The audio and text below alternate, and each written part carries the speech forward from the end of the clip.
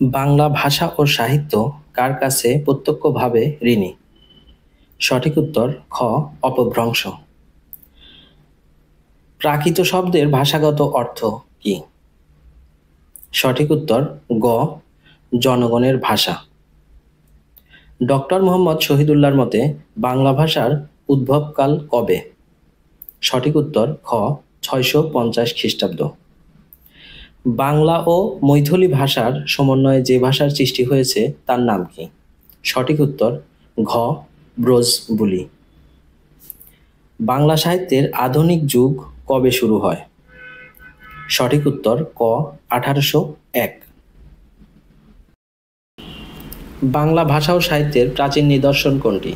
চর্যাপদ। প্রাচীন যুগের বাংলা ভাষার শ্রেষ্ঠ নিদর্শন কি? গ চর্যাপদ।